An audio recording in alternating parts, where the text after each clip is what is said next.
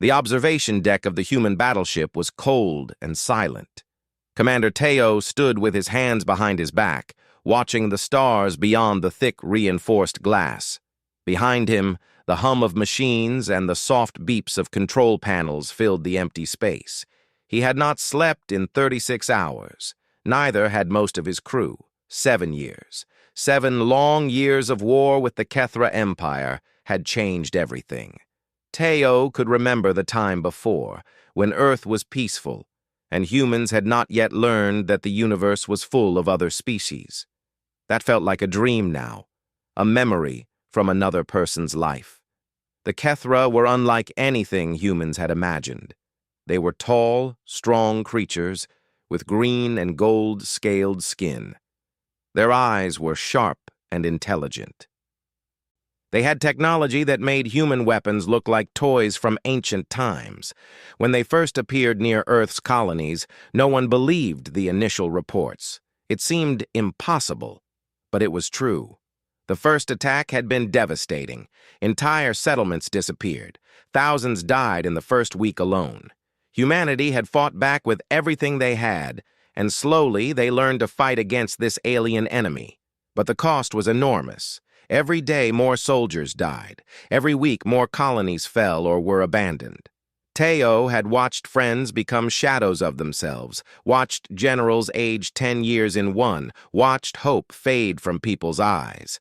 And then, 3 months ago, something unexpected happened. The Kethra requested peace talks.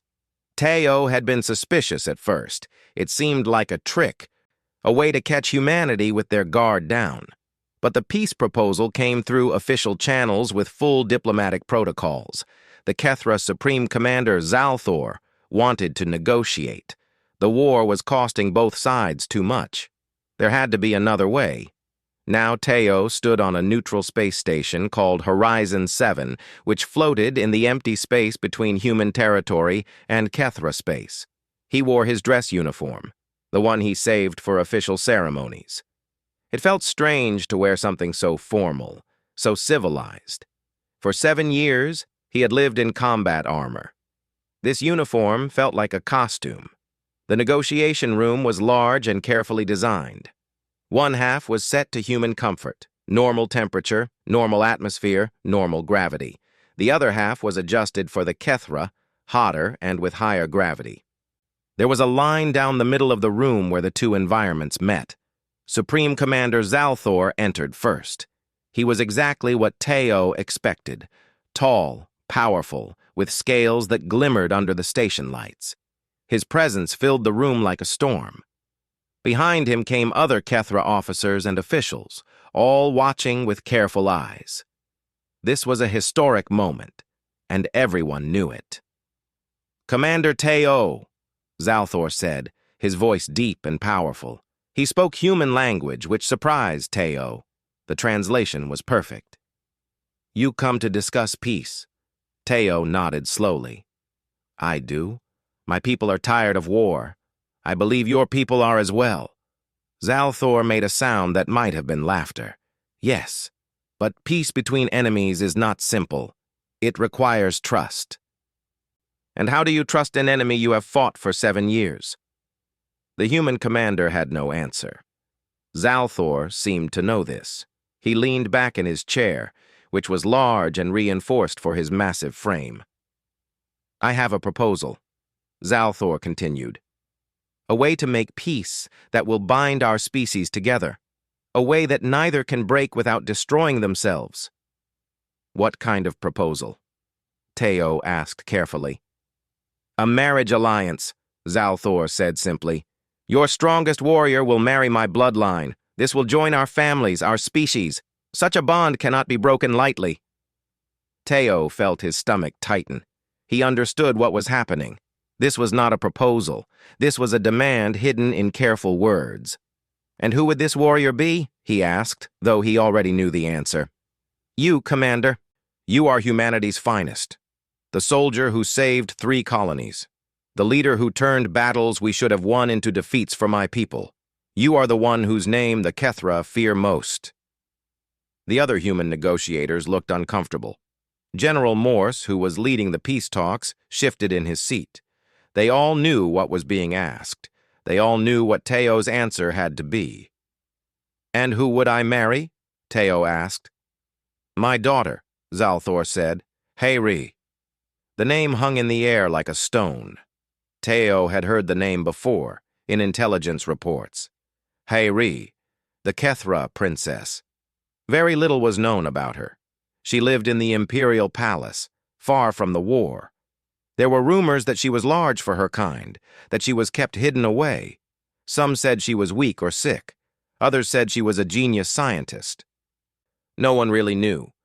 She was a ghost in the Kethra military reports. "If you refuse," Zalthor continued quietly, "the war will continue. We will destroy you, Commander. It may take more time, but we will succeed. Your colonies will fall. Your people will die. Is that what you want?" This was the moment. Teo understood that his choice now would change everything. He could refuse. He could walk out of this negotiation and go back to his ship and continue fighting. But General Morse's words from before the meeting came back to him. "Whatever he asks, consider it carefully. We cannot afford to lose this chance." Humanity was tired, broken. Their resources were running low. Every ship lost was a ship they could not replace. Every soldier who died was a soldier they could not get back. The Kethra could replace their losses easier. The Kethra had more worlds, more populations to draw from. Teo thought of his sister who had died in the colony attacks. He thought of his best friend, who had lost his legs in battle. He thought of all the people he had sent into combat, knowing some would not come back. "If I do this," Teo said slowly, "the war ends. Completely." "Completely," Zalthor confirmed. "We will sign treaties. We will return all prisoners. We will establish normal diplomatic relations. Our two species will live in peace." Teo stood up. Every eye in the room turned to watch him. He walked to the window of the negotiation room, which showed the stars beyond.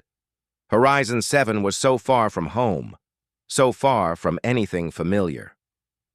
"I will do it," he said quietly. "I will marry your daughter, Supreme Commander. But this is not just for war and peace. If I am to marry her, I will do it with the intention to make it real, to truly join our peoples, not as a trick or a show, as something real." Behind him, he could feel Zalthor's surprise. Then, slowly, the Supreme Commander began to laugh. It was a strange sound, deep and ancient. "I did not expect that," Zalthor said, "but I find I respect it more. Yes, Commander, this will be a real marriage, and in that reality, perhaps something good can grow from this terrible war." Teo turned to face him. "When do I meet her?" "Soon," Zalthor said. "Very soon. She is on her way to this station now. She does not know yet what her role will be in this peace. But she will learn. And she will accept her duty, as you have accepted yours." Teo nodded, but something in those words troubled him. Hayri had no choice in this. Just as he had no choice. She was a piece in a game, moved by her father without her input. He understood that feeling. He did not like it. As the meeting ended and the delegations began to leave, Teo found himself thinking about the unknown woman he would marry. What was she like? Would she hate him? Would she see him as a monster? In a few days, he would find out. His life was about to change in ways he could not yet imagine. 3 days later, the transport ship arrived at Horizon 7.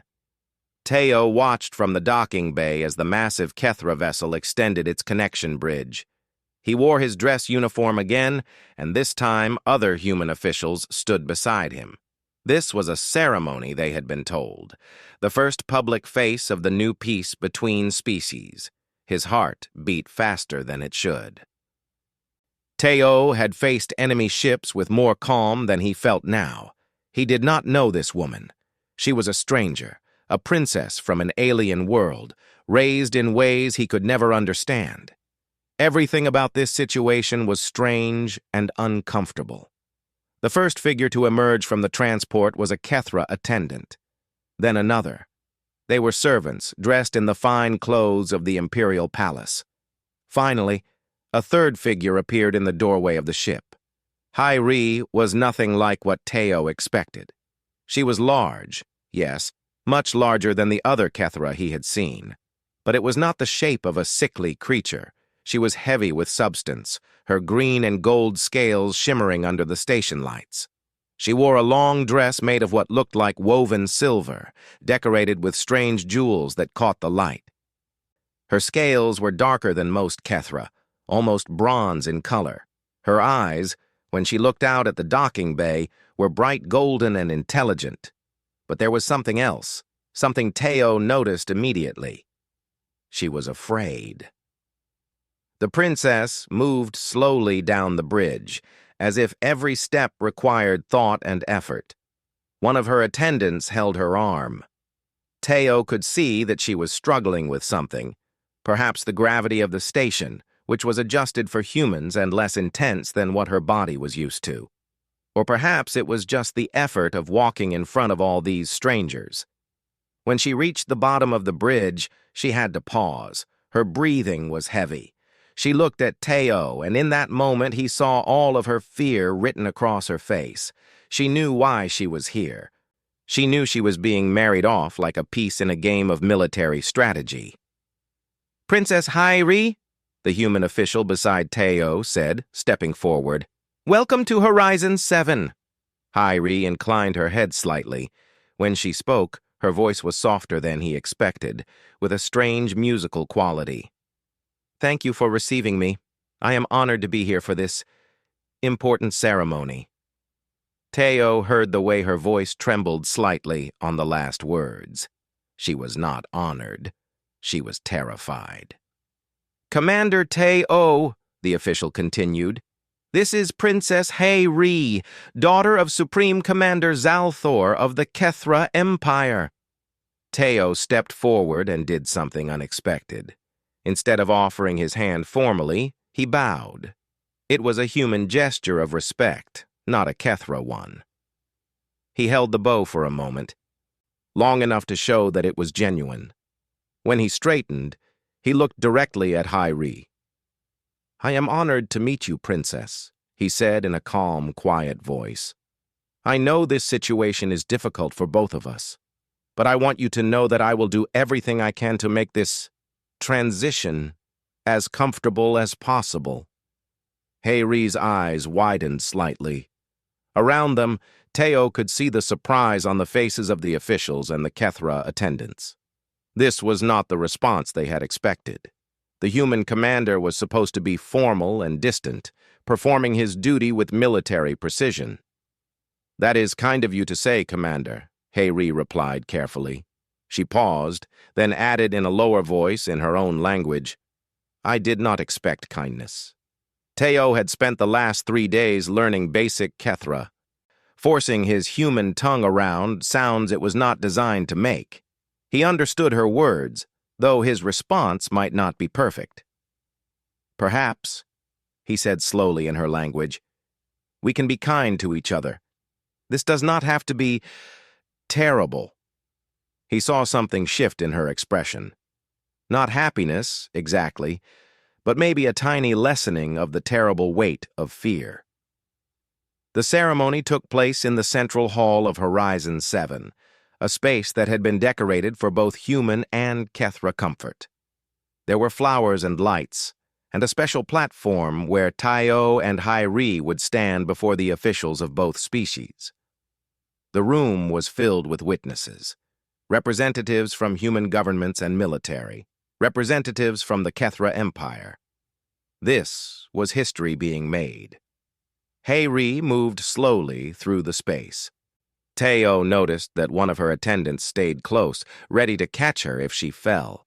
The higher gravity near the human side of the platform was making her work harder than she wanted to show. He made a mental note to speak to the engineers about adjusting the gravity in their quarters. They stood facing each other on the platform. The official words were spoken in both languages. There were vows exchanged that neither of them had written. These were words chosen by generals and diplomats, not by the two people actually getting married. But when it came time for the human custom of exchange of rings, Teo took Hai-Ri's hand. Her scales were warm and smooth. Her hand was larger than his and stronger, but she trembled slightly as he placed the ring on her finger. He squeezed her hand gently, trying to communicate without words that he understood her fear and that he was there with her in it.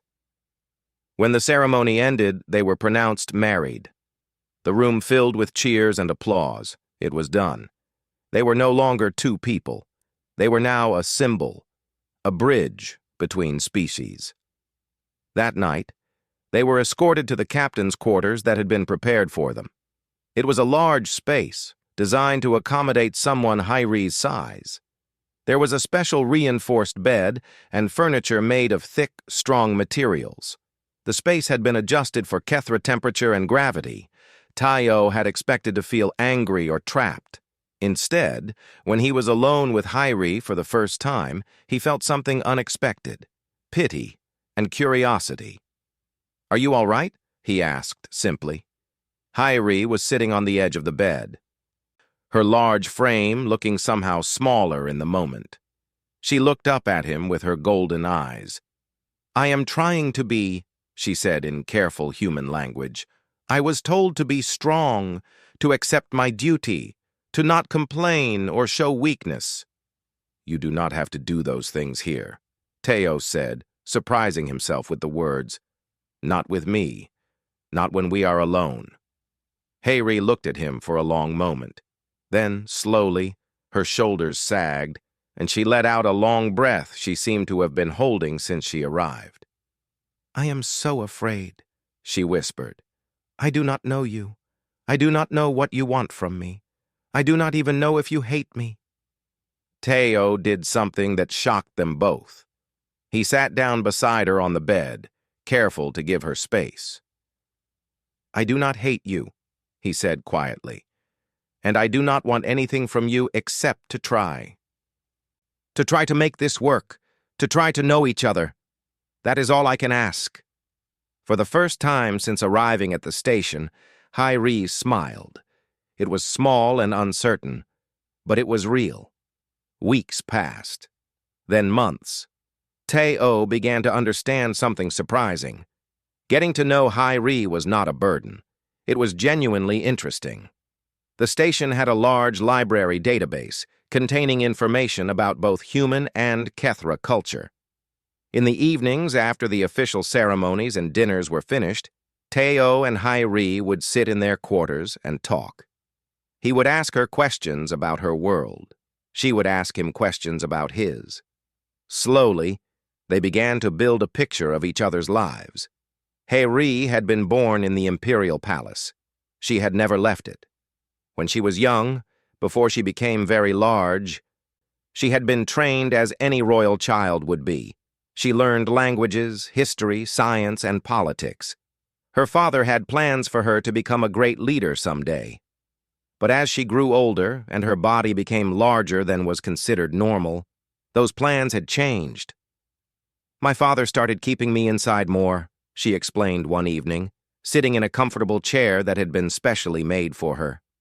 "He said it was for my protection, but I think it was because he did not want the military leaders to see me. They would wonder if I was weak.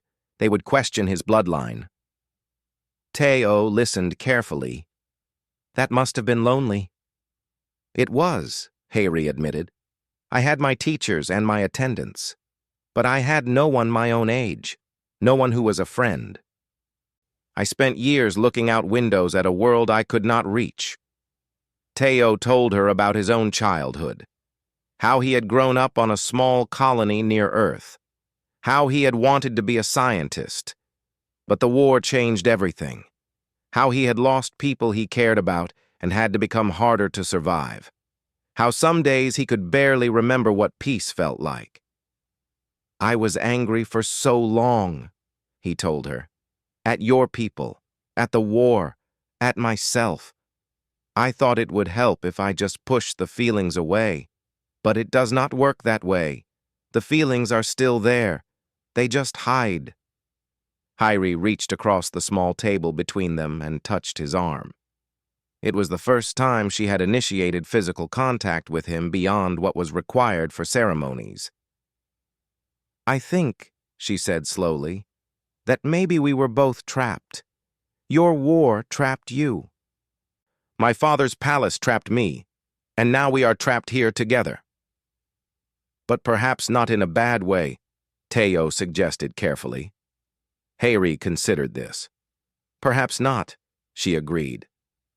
One day, Teo came back to their quarters and found Hyrie was not there. For a moment, panic seized him, but then he realized the obvious answer. She had requested to see more of the station. He found her in the observation area, the same place where he had stood weeks before, watching the stars. She was breathing heavily from the walk, and she was leaning against a support post, but her eyes were bright with something Teo had not seen before. Wonder. I have never been this high, she said without turning around. I have never seen so many stars. In the palace, the windows look down at the city, but here, there is nothing but space. Teo stood beside her, careful not to crowd her. It is beautiful, is it not? Yes, she breathed. Beautiful and terrifying. So vast. So many worlds out there. Worlds you could visit, Teo said carefully. If you wanted to, you are not trapped anymore, Hyrie. Not in the same way. She turned to look at him, and there were tears on her scaled face. I do not know how to do that. How to be free. I have been told what to do my entire life. Then we will learn together, Teo said. I have been at war for 7 years. I do not remember how to live in peace either. But we can learn. He offered his hand, and she took it. They stood together, looking out at the stars, and something shifted between them. It was not yet love, but it was moving in that direction. As the weeks continued, Hyrie began to explore the station more. She discovered the library and spent entire days reading human books and watching human films. She was amazed by human music, by the way humans expressed emotion through art and sound. She learned to eat human food, and while some of it was not to her taste, others surprised her with how good they were. Teo started teaching her about human customs. He showed her how humans greeted each other, how they celebrated, how they expressed friendship.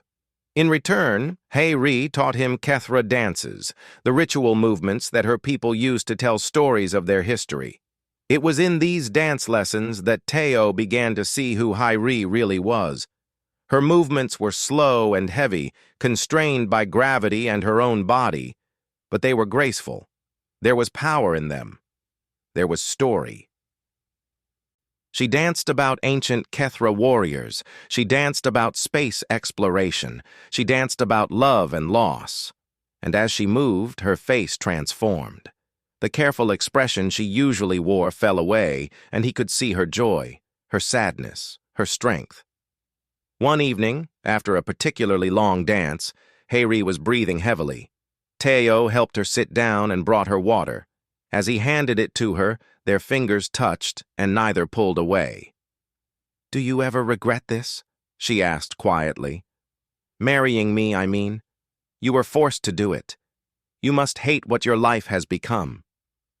Teo sat across from her, thinking carefully about how to answer. The truth was complicated. He did not regret it, but not for the reasons the diplomats would have hoped. He did not regret it because he had come to know her.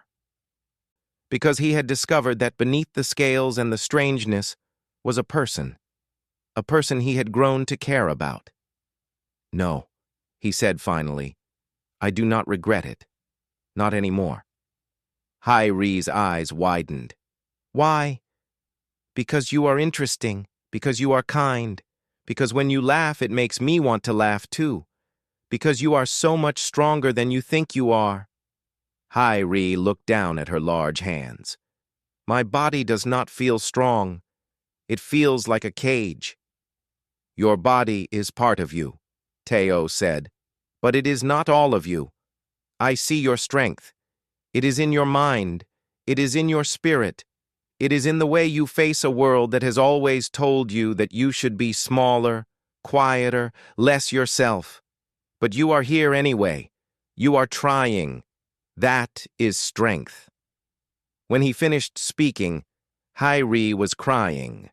Not sad tears, but tears of release. The tears of someone who had been holding everything inside for so long that it had to come out eventually. Teo moved to sit beside her, and Hyrie leaned her head against his shoulder. They sat like that for a long time, saying nothing, just being present with each other in the quiet of their quarters. The ceremony marking their 6-month marriage was one of the most important events on Horizon 7 since the wedding itself. Both human and Kethra delegations were present. There were speeches about peace and unity. There were celebrations late into the night. Teo stood in his dress uniform next to Hyrie, who wore another beautiful gown made specially for her. To anyone watching, they were the perfect symbol of the new peace between species. Happy, united, strong. But late that night, when they returned to their quarters, a message came through the secure channel. It was for Teo only. It came from General Morse, the head of human military intelligence. Teo read the message 3 times, his face growing darker with each reading. When he finished, he deleted it from the screen, but not before a small alert sounded. Just a small noise. But Hyrie heard it. "What was that?" she asked from where she was sitting by the window. Teo almost lied. He almost made up an excuse and tried to hide what he had just learned. But something stopped him. Months of honest conversation, months of learning to trust this woman. It made him pause. "We need to talk," he said finally. Hyrie turned to face him, and he could see the fear return to her golden eyes. The fear that had been slowly fading as she became more comfortable with him. "What has happened?" Teo sat down across from her and explained what the message contained.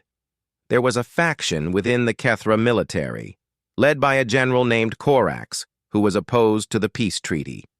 Corax was Zalthor's brother, which made him Hyrie's uncle. This faction believed that peace with humans was weakness. They wanted the war to continue. And, Hyrie prompted, knowing there was more. "They have a plan," Teo said carefully. "They want to discredit you. They want to use you as a way to prove that this whole peace alliance is a failure.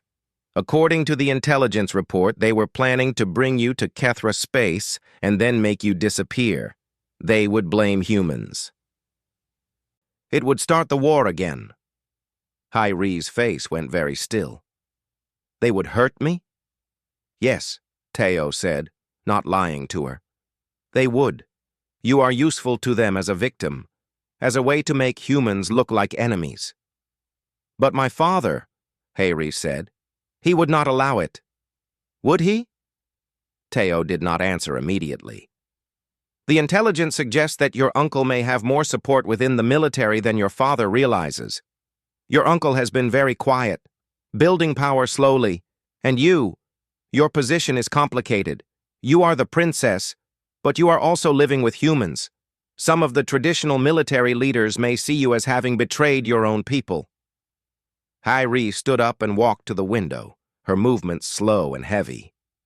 When she spoke, her voice was cold in a way Teo had not heard before. "So I am a traitor to my own kind because I chose to try to make peace work, because I chose to try to know you. You are not a traitor," Teo said firmly, "and neither am I, but that does not matter to people like your uncle. They do not see things the way we do." Hyrie turned back to look at him. "What do we do?" "I am working with General Morse on this," Teo explained. "The human military is aware of the threat. We will increase security around you. We will monitor communications between Kethra military leaders. We will not let anyone hurt you." "And if they try?" Hyrie asked. If my uncle decides that the risk is worth it? Teo stood and walked to her. He took her hands gently. Then I will protect you. I will fight for you. Not because you are a princess or because of the treaty, but because you are my wife. Because you matter to me. Hairi looked into his eyes, and he could see that she was searching for truth in his words. You really mean that, do you not? Yes, he said. I do. Over the following days, Teo and Hairi had to be very careful about how they moved. Security was increased, though not in an obvious way. Human guards who looked like regular station personnel suddenly appeared near them. Communications in their quarters were monitored more carefully. It was a strange time. The peace that had been growing between them was suddenly shadowed by danger. But it also brought them closer. Hairi stopped being afraid to show her feelings. She stopped being careful about what she said to Teo when they were alone. She spoke about her uncle with anger instead of fear. She talked about her father, and the confusion she felt about a man who claimed to love her but who was willing to use her as a piece in a political game. I think, she said one night, that I have spent my entire life trying to make my father proud, trying to be the daughter he wanted. But he never really wanted me. He wanted a symbol. He wanted a tool he could use. And now? Teo asked. Now I am tired of being what everyone else wants me to be, Hairi said with the intensity that startled him. I am tired of my body being shameful. I am tired of my size being a weakness instead of just being me. Good, Teo said, because I think you are strong enough to be who you want to be. 2 weeks after the intelligence report, the security team brought urgent news. They had intercepted communications. Korax and his faction were planning to move forward with their plan. They had arranged for Hairi to be invited to visit a Kethra diplomatic ship that was supposedly coming to the station. Once she was on the ship, she would be taken to Kethra space. From there, she would disappear. The plan was detailed and dangerous, and they were running out of time. The ship would arrive in 3 days. Teo immediately called a meeting with General Morse and the other military leaders. They had to decide what to do. They could arrest Korax and his supporters, but they had no official authority to do so in Kethra space. They could warn Supreme Commander Zalthor, but they were not sure if Zalthor would believe them or if the information would leak to Korax. We need to act carefully, General Morse said. If we move too quickly, we could start a new conflict.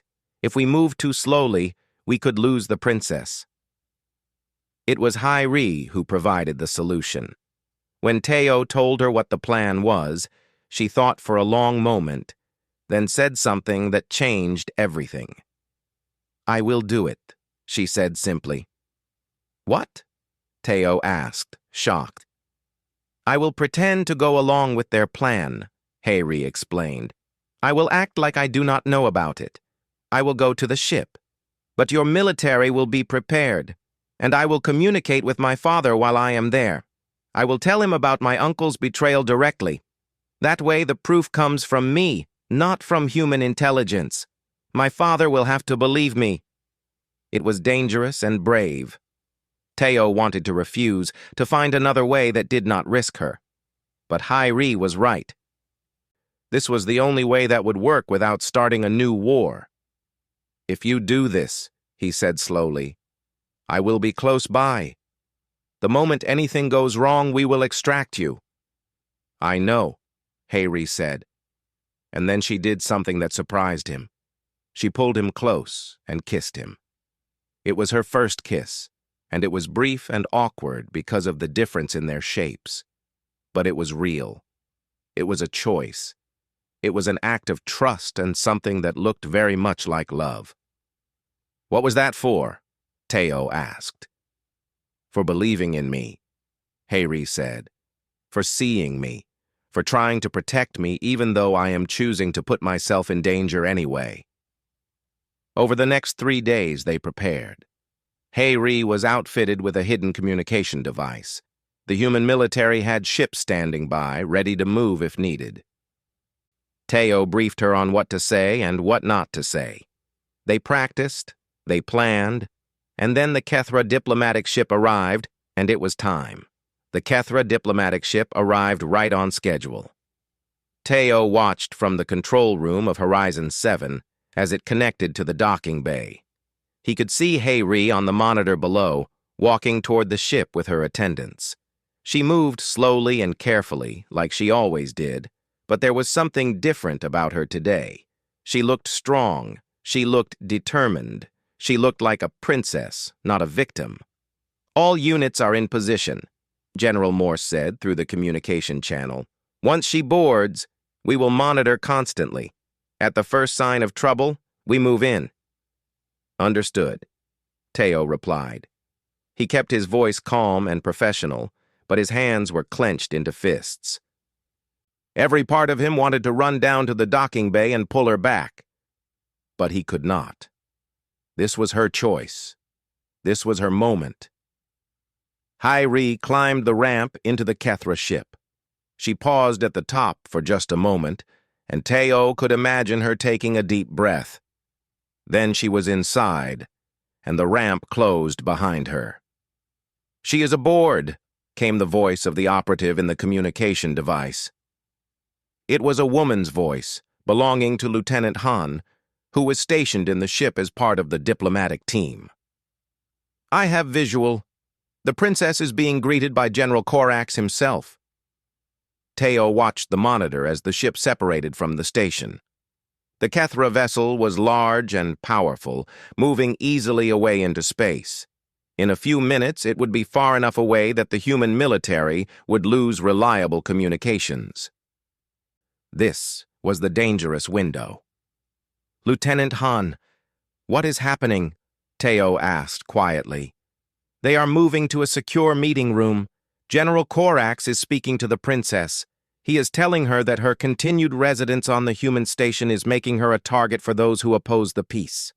He is saying that she should come with him to Kethra space where she will be protected. He is being very friendly and concerned." Teo closed his eyes for a moment. This was the moment where Hey-Ri would have to make her move. She would have to be brave. She would have to convince her uncle that she believed him. "The princess is accepting his offer," Lieutenant Han reported. "She is expressing relief. She is saying that she was unhappy on the human station, that she missed her home, that she was lonely." Every word was a knife in Teo's chest. He knew this was an act. He knew she was brave and smart enough to fool her uncle. But hearing those words, hearing her say that she had been unhappy with him, hurt. "The princess is now in her quarters on the ship," Lieutenant Han continued.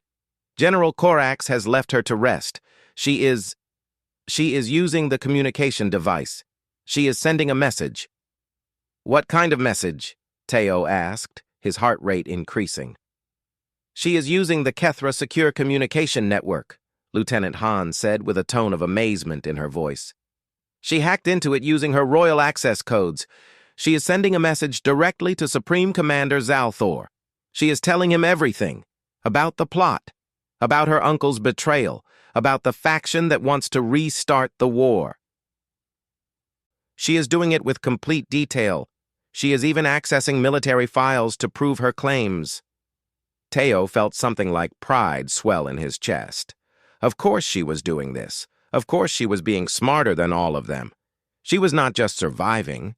She was taking control of her own situation. "What is General Corax's response?" Teo asked. "The general is panicking," Lieutenant Han reported. "He has discovered what she did. He is moving toward her quarters. He looks angry." "We need to move now," Teo said to General Morse. "Get those ships out there. Bring her back." But before anything could happen, something unexpected occurred. The communication channel from the Kethra ship suddenly became filled with noise and confusion. There were shouting voices in Kethra language. There were alarms. There was the sound of weapons being used. "What is happening?" Teo demanded, his calm voice cracking. "The military faction is fighting with Supreme Commander Zalthor's forces," Lieutenant Han's voice came through, loud and afraid. They came from hyperspace just behind our vessel. The Supreme Commander did not just receive the message. He was already here. He was already hunting them. The monitors showed two Kethra ships engaging in combat. The diplomatic ship where HFY was located was caught in the middle, unable to jump to hyperspace without being exposed to weapons fire. "Get her out of there," Teo said. "We cannot enter that battle zone," General Morse said. "If we do, we will be drawn into a Kethra internal conflict. The peace treaty will break." "I do not care about the treaty," Teo said, standing up. "I care about her. Get the rescue team ready. We are going in." "Commander, you are too close to this situation. You cannot—" "I am going," Teo said with a tone that left no room for argument. "Prepare the fast shuttle, now." In the background of the communication channel from the Kethra ship, there was suddenly a voice. HFY's voice. She was shouting in her own language, giving orders. She was not hiding anymore. She was not being careful. She was being exactly who she needed to be. The battle raged for 15 minutes that felt like an hour. General Korax's faction was defeated and captured. Supreme Commander Zalthor's forces moved through the diplomatic ship and secured all areas. And in the middle of it all, according to the last communication they received, HFY was actively helping, pointing out where the rebel forces were hiding, using her knowledge of the ship to guide the loyal Kethra soldiers. When everything was finally over, when the rebel faction was arrested and the diplomatic ship was once again under the control of Supreme Commander Zalthor, there was a moment of silence on all the communication channels. Then Zalthor's voice came through, speaking directly to Teo. "Commander, my daughter has informed me of what occurred. She has told me how she was brave enough to expose my brother's treachery. She has also told me about your intention to rescue her, even though it would have damaged the peace you have both worked so hard to build." Teo waited, not knowing what would come next. "You have proven to be a worthy husband," Zalthor continued. "And my daughter has proven to be a worthy daughter of the Kethra Empire. The rebels will be tried for their crimes. I am increasing the security on the peace treaty. I am also making my daughter a special ambassador between our two species. With your permission, Commander, I would like her to remain in her position on your station, not as a prisoner, but as a representative of the Kethra people and your official partner in building this peace." "I would be honored, Supreme Commander," Teo replied. When HFY returned to the station an hour later on a human shuttle, she was different. She was not trying to be small or quiet anymore. She was not afraid. She had faced her family's betrayal and overcome it. She had fought for her own future. When she saw Teo waiting for her in the arrival dock, she walked toward him with confidence in every step. He met her halfway, and when they embraced, it was not the careful gesture of two people learning to know each other. It was the embrace of two people who had chosen each other. "I am sorry I had to lie about being unhappy," she said softly in his ear. "You were not lying," Teo replied. "You were being brave. There is a difference." "What happens now?" HFY asked. Teo pulled back just enough to look into her golden eyes. "Now we build something real, together."